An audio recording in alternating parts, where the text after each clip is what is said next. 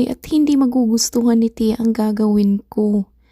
Pero wala na akong naiisip na ibang paraan para lang malampasan namin ang problemang to. Naiiyak na bulong ni Divina sa kanyang sarili. Kung ano man ang kahinat na ng papasukin kong daan, huwag mo sana akong pabayaan, Diyos ko. Dagdag niya. Dahil sa utang na loob at pagmamahal ni Divina sa tiya niyang si Nida, ay kinailangan niyang isakripisyo ang sariling dignidad para lamang may paggamot ang tiyahin.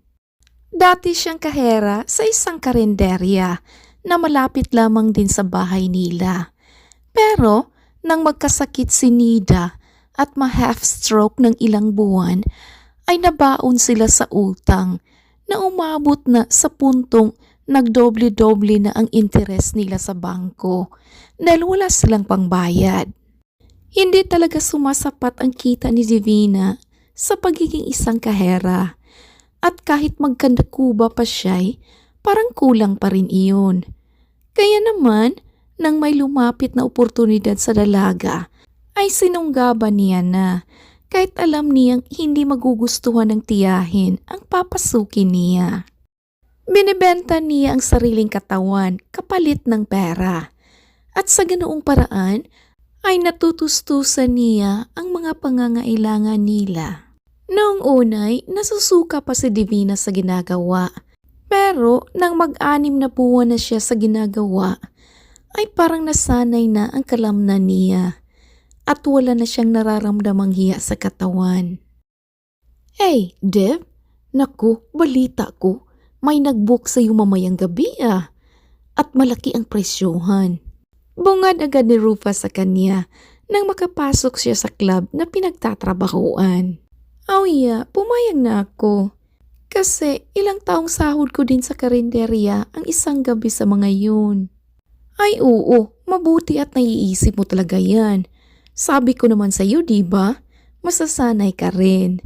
Sa una lang yan masalimuot. So, anong gagawin mo mamaya? Girl in a box ba? Oo daw. Ngayon ko pa lang yan masusubukan, kaya hindi ko pa alam ang gagawin. Ay, ano ka ba? Once mabuksan ang box, gumiling ka na agad at sumigaw ng surprise. Kaya dapat isuot mo ang pinaka-revealing mong outfit para masulit din nila ang ibinayad nila sa iyo. So, ready ka na ba? Ay nako, as if may choice ako, no? Wala naman ako magawa kundi maging ready. Okay, sige na, pumesto na muna ako doon at medyo inaantok pa ako Iyon naman agad ang ginawa ni Divina at saglit na ipinikit ang dalawang mata para makapag-relax muna saglit. Bago maggabi ay inayos niya muna ang sarili at naghanda na para sa lakad niya maya-maya lamang. Tinawagan niya naman muna ang pinsang si Kathy dahil ito ang laging inuutusan niyang magbantay sa kanyang tiya Nida kapag may booking siya at may trabaho. Ay oo, ayos na si tita dito insan. Pero tinatanong niya pa rin kung anong oras ka daw bang uuwi. Sabi ko, itatanong ko na lang muna sa iyo. So ano bang sasabihin ko kay tiya? Sabihin mo, baka bukas na ako makauwi. Mag-alibay ka na lang na nag-overtime ako, okay? Okay, sige. Basta tawagan mo ako kapag pauwi ka na ha. Alright, mag-iingat ka. Tumango lang si Divina, pero hindi na niya isinawika iyon at pinatay na agad ang linya. Nang matapos ay nag-ayos siyang muli. Isinuot ang outfit niya at tiningnan ang address na nakalagay sa booking schedule niya. Pumasok na rin siya sa malaking box dahil isasakay na siya papunta sa address ng kondo na pagdadalhan sa kanya. Wala nang idea si Divina kung nasaan na siya dahil maliit na awang lang ang nasa box. Sakto lang para makahinga siya sa loob. Kahit ilang buwan niya nang ginagawa ito, ay nandoon pa rin ang kaba sa dibdib niya. Ilang minuto pa'y ramdam naman niyang nakarating na siya sa pupuntahan dahil narinig niya pa ang pagtunog ng doorbell mula sa labas. Kasabay ang ramdam niyang pagpasok niya sa isang silid. Oh, what's this? Babe? What's this thing? May pa-surprise ka pa talaga sa akin? Rinig ni Divina na wika ng isang babae, kaya doon na nangunot ang kanyang noo. Teka, may babae sa loob ng room? Akala ko ba puro lang lalaki ang nandito? Wika niya sa isipan. At nang unti-unti siyang nakakita ng liwanag dahil binubuksan na ang box, ay doon na niya hinanda ang sarili. Surprise! Sigaw niya at sexing gumiling. Pero ang paggiling niyang iyon ay unti-unting natigil nang makitang bukod sa kanya ay 2 tao lang ang nasa silid, isang gwapong lalaki at isang magandang babae. What the hell? Sino to, Jerome? Wika ng babae sabay duro sa kanya. What? Oh, I don't know. I don't know, sweetheart. Maski ako ay nabigla. You don't know? What do you mean you don't know? Talaga ba? Well, kung sa bagay, bakit pa ba ako magtataka eh? Noon pa man, ginagawa mo to. Okay, eto. Itong singsing na to, lamunin mo to at isaksak dyan sa bituka mo. Babawiin ko na ang yes ko. Nang gagalaiting wika nito, sabay kuha sa bag at umalis na ng kondo. Sinunda naman ng binatang nagngangalang Jerome ang nobya nito, habang si Divina ay parang natuod sa kinatatayuan. Maya-maya lang ay bumalik na si Jerome at naka-cross arms na tinitigan ang dalaga. And you, what are you still doing here? Labas! Pero imbis na magpatinag, ay lumabas ng box si Divina at nakipagtitigan na rin kay Jerome. Oh gosh, sorry sir ha, pero hindi ko naman siguro kasalanan kung nag-book kayo sa akin for tonight. What? Nag-book?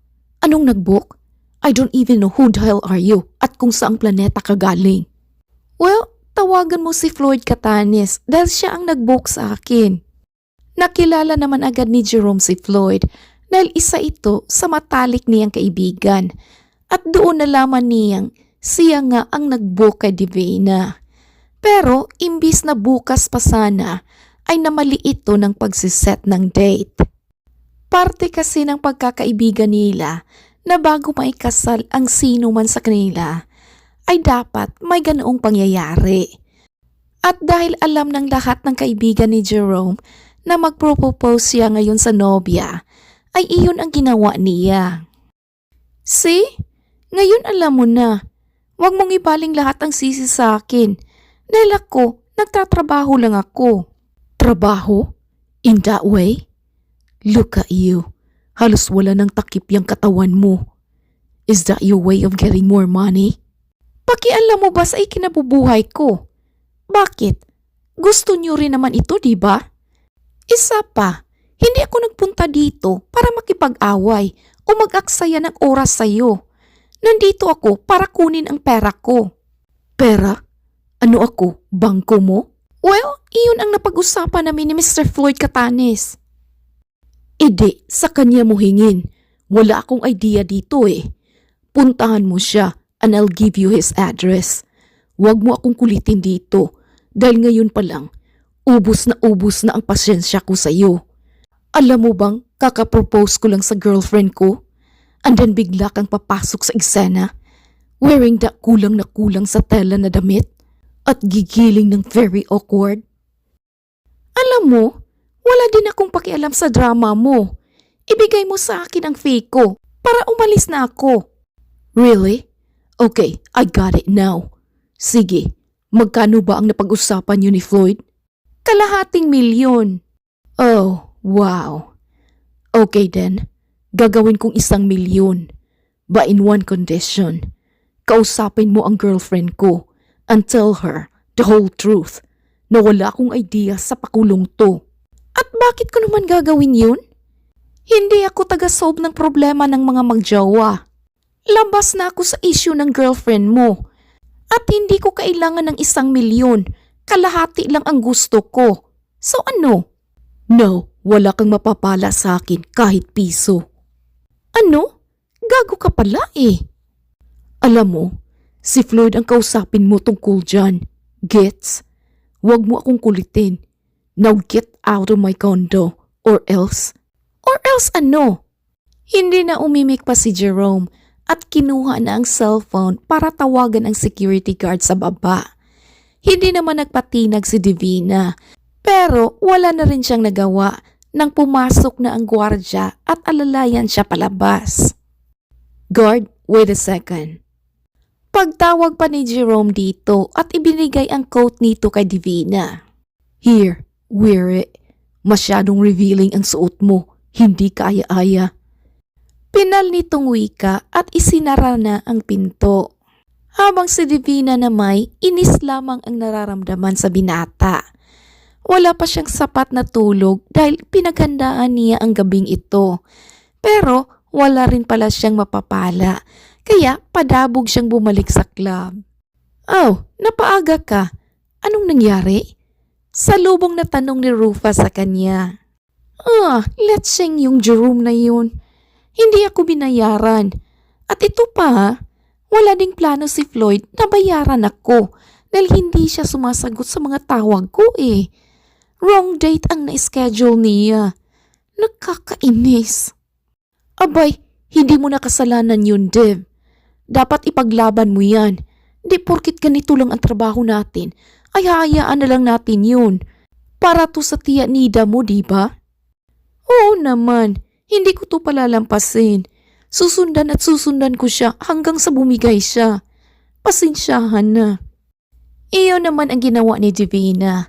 Wala na siyang hiya sa katawan at sa ibang tao.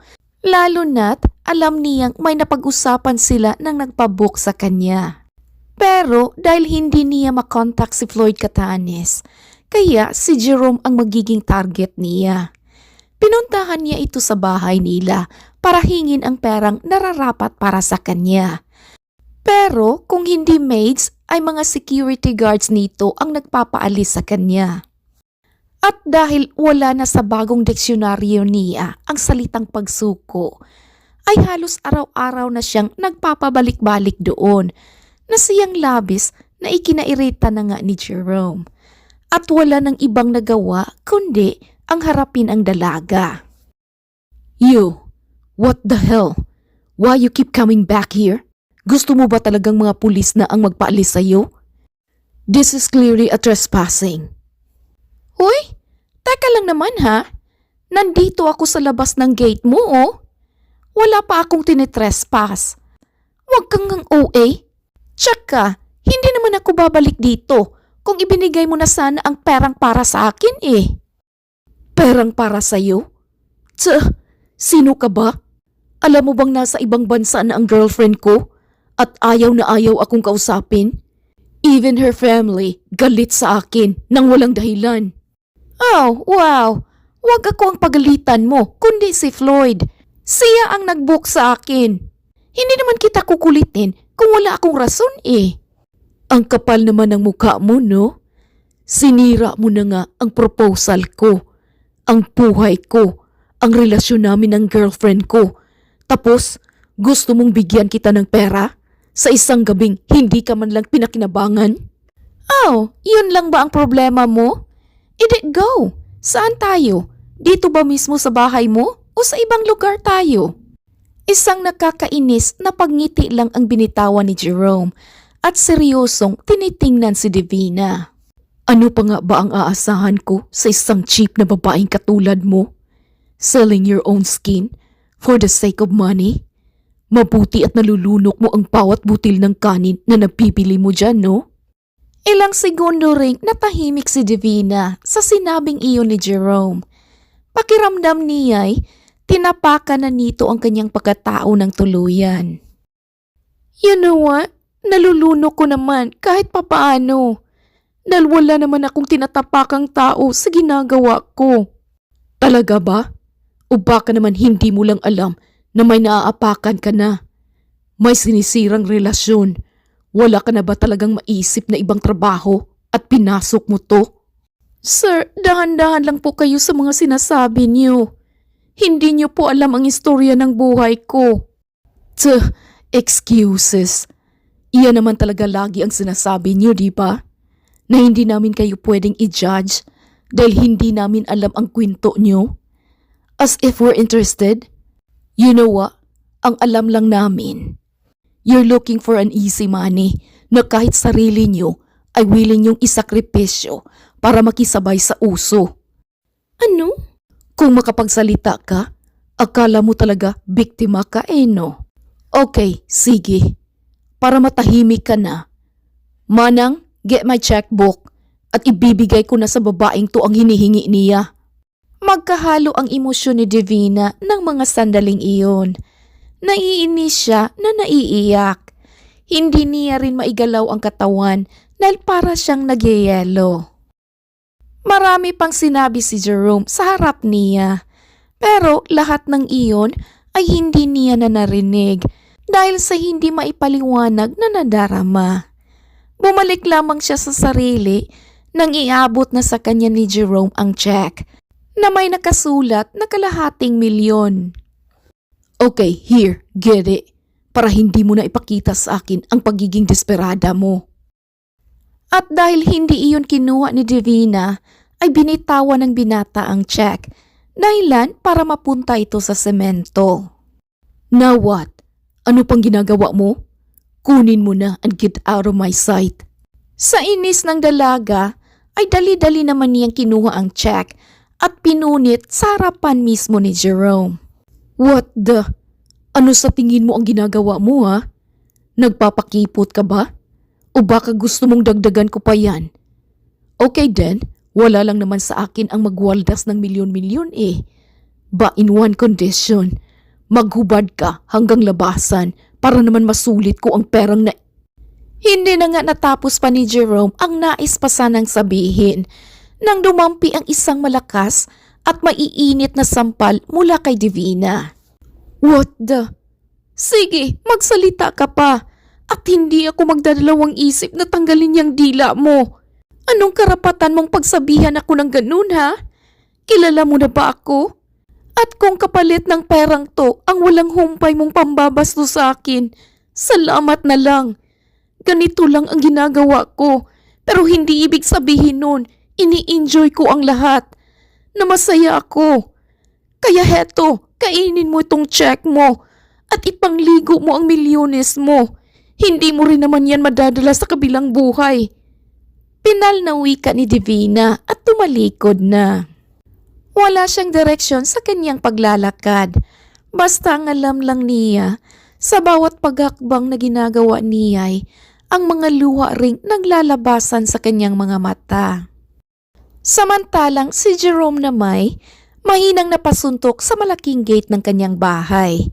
Doon pa lamang niya kasi napagtanto na masyado na nga palang sobra ang mga salitang binitawan niya. Alam niya sa sarili niya na hindi siya ganon. Hindi siya bastos at nirerespeto niya ang mga babae. Pero sa nangyari ngayon, dala na rin siguro ng inis at frustration dahil sa paghiwalay nila ng nobya ay nawala na siya ng kontrol sa sarili. Dumaan ang ilang araw at nagpahinga na muna si Divina sa pagpasok sa club. May mga bookings siya pero hindi niya pinupuntahan. Nasa isipan pa rin kasi niya ang mga salitang sinabi ni Jerome ilang araw na rin ang lumipas. Kaya wala pa siya sa kondisyon na pumasok. Hey, Div, marami nang nakapila sa iyo. Kumusta na? Hindi ka pa rin ba papasok? Tanong ni Rufa nang tawagin nito ang kaibigan. Hindi na muna Rufa. Babantayan ko na lang muna si Tia Nida. Tsaka magpapacheck up din kasi kami bukas Gusto kong kausapin ng personal ang doktor tungkol sa kalagayan niya. Oh, okay. Ikaw bahala. Basta ha, tawagan mo ako kapag okay na at pwede ka nang bumalik dito. Napahinga na lamang ng sobrang malalim si Divina at pinatay na ang linya. Lumabas naman muna siya sa kwarto para silipin ang Tia Nida niya at nang makitang natutulog na ito ay doon niya na siya bumalik sa kanyang kwarto para matulog na at makapagpahinga. Pero kahit anong gawin niya ay bumabalik at naririnig pa rin niya sa kanyang sistema ang mga salitang sinabi ni Jerome sa kanya. Kinabukasan, maagang nag-ayos si Divina para makaalis din sila agad. Naroon din ang pinsan niyang si Kathy dahil kailangan niya ng dagdag kasama. Kaya nang maging maayos na'y umalis na rin silang tatlo. Sa kabilang banda, nasa biyahe noon si Jerome at papunta na sana ng planta. Nang mapahinto siya dahil naka-red pa kasi ang ilaw sa kalsada at may nagsisitawid. Ilang sandali lang ay nabaling naman ang atensyon niya sa tatlong babaeng tumatawid sa kalsada. Ang isa'y matanda at dalawang dalaga. Pero nang mamukhaan niyang isa ay doon na siya napatingin nang makitang si Divina iyon. Sinundan niya ng tingin ang dalaga na inaakay pa ang matandang kasama. At nagbalik lang sa ulirat nang marinig ang pagbusina ng kotseng nasa likuran niya. Ngunit, imbes na umalis at dumiretso sa planta, ay niliko niya ang sasakyan at huminto sa kung saan nagpunta si Divina. Sakto namang pumasok ito sa ospital, kaya hinintay niya lang itong makalabas. Maya-maya lang ay lumabas na nga ang mga ito. Kaya doon na rin bumaba ng sasakyan si Jerome para lapitan ang tatlo. Oh, Tia, wrong direction. Dito po pala tayo dumaan at mas malapit. Tila pag-iwas pa ni Divina sa binata. Hey, wait. Uuwi na ba kayo? I can drive you home. Alok pa ni Jerome sa kanila. Ay, kilala mo ba siya, Divina, anak? Oh, hindi. Hindi po, Tia. Tara na po. Wait, I'm her friend po. I'm Divina's friend. Pagpapakilala ni Jerome dito na siyang ikinalaki ng mga mata ng dalaga. Pinandilatan niya ng mga mata si Jerome na para bang gusto nitong sabihin na wag nang magsasalita pa. Pero dahil ayaw makinig ng binata, kaya napairap na lamang siya sa kanyang mata. Ay, ganun ba? O siya anak, sumakay na lang tayo dito. Tutal kaibigan mo naman pala to. Sobrang init na din kasi at namamaga ulit ang mga paa ko sa kakalakad. Ay naku, sa susunod, kotse naman ang bilhin mo ha. Tutal malaki naman pala ang sahod mo sa kumpanya. Biro pa ng ginang na siyang ikinatawa lamang ni Kathy at Divina ng pilit. Wala na rin silang nagawa, kundi ang sumakay sa kotse ni Jerome. Naiilang man lalo na si Kathy dahil alam nito ang naging sagutan nila. Pero wala na rin silang nagawa pa. Pagdating sa bahay ay si Kathy na ang umakay sa ginang papasok ng bahay. Habang si Divina ay hinintay muna na makapasok ang dalawa bago tinaasa ng kilay si Jerome. Ano bang trip mo? Mabuti naman at hindi mo sinabi kay Tia ang tungkol sa ginagawa ko, no? Dahil kung nagkataon na sinabi mo iyon kanina, hindi ko talaga alam kung anong magagawa ko sa'yo. Okay, tapos ka na? Pwede bang ako naman ang magsalita? Yanawa, kahit kailan talaga bastos ka. Okay, umalis ka na dahil hindi na ako makikinig sa'yo. Salamat sa paghatid sa amin. Akmang tatalikod na sana si Divina nang magsalita muli si Jerome. I'm sorry. Sorry kung nasabi ko ang mga yun. I didn't mean to say those words. Nadala lang ako ng emosyon ko noon. I'm sorry. And I have my check here. Kung gusto mo. Kalimutan mo na yon, Jerome. Sige na, umalis ka na. Alam mo, nakukonsensya ako. Nagsusorry na ako, diba? Ano pa bang gusto mo? Ang gusto ko, umalis ka na. Akala mo siguro magiging okay na ang lahat sa isang sorry mo? At pagpapasakay dito sa kotse mo? Pues hindi. Kaya sorry din. Pero this time, ako naman ang magsasabi nito. Get out of my sight. Pagtataray nito at pumasok na sa loob. Pagpasok ay dumiretso siya sa kanyang kwarto na sinundan din naman ni Kathy. Pinsan, uuwi na ako ha. Kaya mo na ba dito?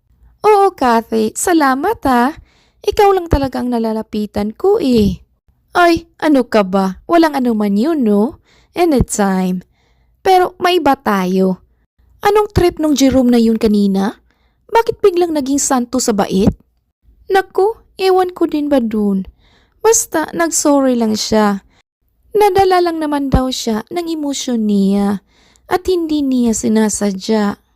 Mukha namang mabait si Jerome, pero kahit ganoon pa man, hindi ko pa rin makalimutan ang pambabastos niya sa akin. Kahit pa sabihin niyang hindi niya sinasadya yun, no? Masyadong nasaktan si Divina sa mga sinabi ng binata. Kung sana'y mayaman lamang siya at kaya niyang ipagamot ang tiyahin niya'y, hindi siya papasok sa ganitong klaseng trabaho. Pero dahil sa hirap ng buhay, ay wala siyang magawa kundi ang kumapit sa patalim. Nagdaan pa ang ilang araw ay bumalik na muli sa dating gawain si Divina. Sa unang gabi at kadarating lamang niya noon sa club, nang habulin siya ni Jerome para kausapin. Pati naman ba dito, sinusundan mo ako? Ano ba, Jerome? Hindi ako titigil hanggat hindi mo ako mapapatawad. Hindi ako pinapatigil ng konsensya ko eh. I'm sorry. Ilang beses mo na bang nasabi yan ha? Paano kung sa susunod na taon pa kita patawarin? Hindi, hanggang susunod na taon ka pa sunod ng sunod sa akin? Ang tagal naman nun. Well, natural. Ang sakit kaya ng mga sinabi mo. Tagos hanggang buto. Sorry na nga. Please forgive me. And after this, hindi mo na ulit makikita ang pagmumuka ko. Basta, huwag na. Naputol ang sasabihin ni Jerome nang suminya si Divina na tumahimik siya. Nag-ring kasi ang cellphone nito, kaya agaran niya iyong kinuha at sinagot. Hello? Oh, Kathy? Bakit? Huh? Teka, bakit? Nasaan kayo ngayon? Okay, papunta na ako. Sabay patay sa linya. What happened? Tanong naman agad ni Jerome dito. Si Tia, isinugo daw sa ospital eh. Tumawag si Kathy. Alright, get in. Sasamahan na kita papunta doon. Huwag ka na munang magreklamo. Lunukin mo muna ang galit mo at tara na. Iyon naman ang ginawa ni Divina at habang nasa sasakyan sila ay halatang halata pa ni Jerome ang nanginginig na mga kamay nito. Hey, relax. Huwag kang magpanic. Everything will be alright. Pag-comfort niya sa dalaga. Pagdating ay dumiritso na sila sa silid ng ginang. Nagyakapan naman si Kathy at Divina habang parihas na umiiyak. Samantalang si Jerome ay nagpasyang sa labas na lamang ng hospital maghintay. Ilang oras pa ang lumipas ay lumabas si Divina na parabang nagmamadali kaya doon na siya muling lumapit. Oh, Divina, saan ka pupunta? How's your tiya? Oh, nandito ka pa? Oo, hinihintay ko kayo. Okay, pwede ba ihatid mo ako sa club para may makuha akong client? What? Client? Para saan? Para sa ginagawa mo? Jerome, wala na akong oras para magdrama. Kailangan ko ng pera para sa tiya ko. Natahimik ang binata. Ngayon ay naiintindihan niya na kung bakit willing ang dalaga na isakripisyo ang sariling dangal. Iyon pala ay para sa kanyang tiya. Ano ba? Ihahatid mo ba ako o hindi? Dahil sa iba na lang ako sasakay. How much do you need? Huh? Bakit? I can give you the money you need. Kaya sige, sa akin ka sumama. Let's go. Nag-aalinlangan man pero sumakay na rin agad si Divina. Wala na siyang panahon para mag-inarte dahil kailangan niya na talaga ng pera. Nagpunta sila sa pinakamalapit na hotel at kumuha ng isang room. Nauna na si Jerome habang si Divina ay nakatingin pa rin sa kanya. Naanimoy binabasa kung ano ang nasa isipan ng binata. Hey, are you okay? Tara na. Sambit pa ni Jerome. Wait a minute, sigurado ka ba? O pinagtitripan mo lang ako? Nagmamadali ako ha, kaya kung inaaksaya mo lang ang oras ko, ang mabuti pa, umuwi ka na. Ngunit, imbis na sumagot, ay ipinakita lang ni Jerome ang susi ng magiging kwarto nila at nagpunta na doon. Pagpasok at saktong pagsarado ng pintuan, ay parang kidlat na tinanggal ni Divina ang butones ng long sleeve ni Jerome. Oh, ang bilis ah. Jerome, sinasabi ko na sa'yo, nagmamadali ako. Gusto kong makabalik agad sa hospital after this. Kasabay ng perang ibibigay mo kapalit ng isang gabi natin dito. Gets? Nangakmang huhubarin na sana ng dalaga ang damit, ay doon na hinawakan ng seryoso ni Jerome ang mga kamay ni Divina. So, ginagawa mo lang to dahil wala kang choice? You need money for your tiya at hindi para sa sarili mo? Jerome, ano ba? Ayoko munang magdrama ngayon. Why? Dahil nagmamadali ka? Pwede kong tawagan ngayon din ang hospital na yun at sabihing sagot ko ang lahat ng bayarin ninyo. Kaya no need to hurry. Mag-relax ka. Ikampante mo ang utak mo kahit ngayon lang. Sa ginawang iyon ni Jerome, ay doon na nga napaiyak si Divina na umabot na sa paghagulhol. Niyakap naman siya na mahigpit ni Jerome bilang pag-comfort dito. Hey, iiyak mo lang yan. Walang manghuhusga sa'yo dito. Wala nang idea si Divina kung ilang oras na ba siyang umiiyak. Basta ang alam niya, saglit na gumaan ang pakiramdam niya nang mailabas niya ang lahat ng kanyang luha. Doon na rin niya ikinuwento sa binata ang lahat-lahat, pati na kung ano ang naging buhay nila noon at kung bakit pumasok siya sa ganitong trabaho. Mas lalong naintindihan ni Jerome ang lahat, kaya nakaramdam siya ng awa sa dalaga. I'm sorry. Mas lalo tuloy akong nag-guilty sa mga sinabi ko sa iyo noon. Oh, okay na yun. Hindi rin naman kita masisisi kung sinabi mo yun eh. Dahil alam kong galit ka dahil sa nangyari sa inyo ng girlfriend mo. Nga pala, kumusta na siya? Kayo? Nagkausap na ba kayo? Nope. Wala na kaming communication after that day. And to my shock, ang dali lang niya akong ipinagpalit. Oh, bakit? Sinabi niya ba sa'yo talaga? Gusto mo kausapin ko siya? Ako nang bahalang mag-explain sa kanya kung ano ang totoo. No need, Divina. She's happy now. Tsaka blessings in disguise na rin siguro ang pagpasok mo sa eksena dahil nalaman kong kaya niya akong ipagpalit ng ganun-ganun lang. Oh, I'm sorry to hear that. Ba, okay lang yan. Ako nga eh, sirang-sira na ako at maduming-madumi na.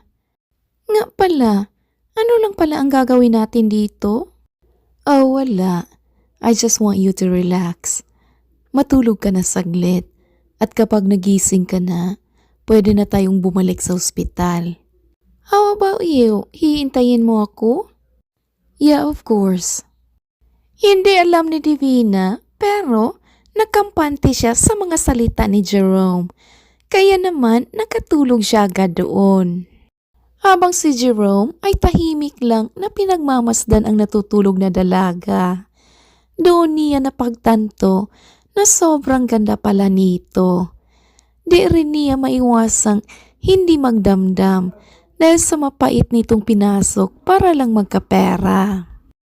At nang gabing iyon, ay doon na rin sumibol ang pagkakaibigan na hindi nila inakalang mangyayari.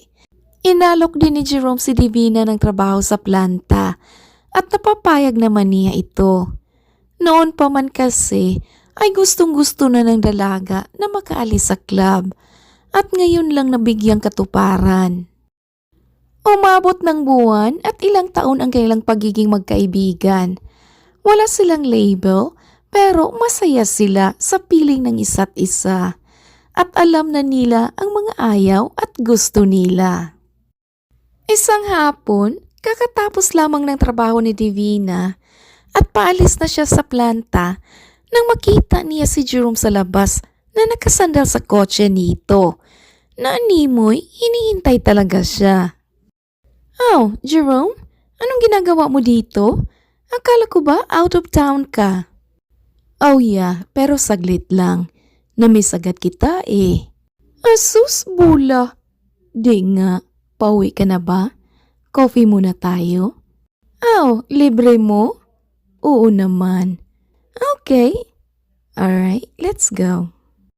Masayang bumiyahe ang dalawa papunta sa coffee shop. At pagkatapos doon ay nagpunta din sila sa mall. Di na nila namalayan ang oras kaya nag-take out na lang sila ng pagkain para sa bahay na nila ni Divina sila makakain. Okay, tara na sa loob at pagsaluhan natin itong dinala nating pagkain. Oh no, wag na Divina. Sa inyo na yan. Sa bahay na ako kakain. No, mag-isa ka lang kakain dun. Dito apat tayo. Tara na, huwag ka nang mag-inarte. Sabay hila sa kamay nito. Naging malapit na rin si Jerome sa pamilya ng dalaga. Kaya sabay-sabay na silang nagsikain at nagkukuntuhan pa.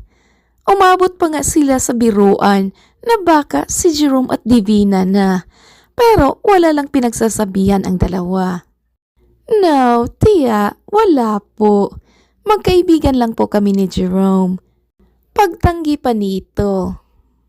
Ay nako, magkaibigan pa lang, doon din ang punta niyan. Kalmahan niyo lang. Basta suportado ko kayong dalawa. Wake up pa ng ginang. Kaya naman, nang ihatid na ni Divina si Jerome palabas, ay doon na isiningit ng binata ang napag-usapan nila kani-kanina lang. Dev, I'm thinking, what if ano? Huwag mong sabihin na iniisip mo pa rin ang sinabi sa'yo ni Tia. Huwag mo na yung isipin, biro lang yun. But I'm not. Actually, matagal ko na rin pinag-isipan to eh. Pero nagdadalawang isip lang ako. You know that I love you, Divina. Nasabi ko na sa'yo yan, diba? Jerome, oo na. Nasabi ko na to sa'yo 100 times. Pero ang sabi mo, magbabago pa ang nararamdaman ko eh. Pero until now, hindi pa rin nagbabago. I still like you. Well, maghintay ka pa ng ilang taon. Malay mo. Malay ko ano? Divina, I'm serious about this. Hindi ako yung tipo na taong nagko-confess for nothing. I like you nga. Oo nga, nasabi mo na yun. Tama na, Jerome. Okay, sige na, umuwi ka na. Liligawan kita. Jerome naman eh, napag-usapan na natin to. Yeah, pero hindi ako pumayag. Seryoso nga sabi ako. Seryoso din ako sa pagtanggi ko sa'yo, Jerome. Nasabi mo sa akin na you date to marry. At kapag nakipagligawan ako sa iyo at maging tayo, anong kasunod? Hindi mo ba naisip na ang dumi-dumi ko na?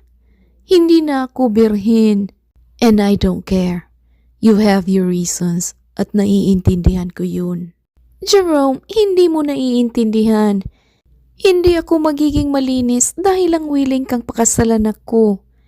Ganito na ako at deserve mo ang babaeng pure. At hindi ako yun.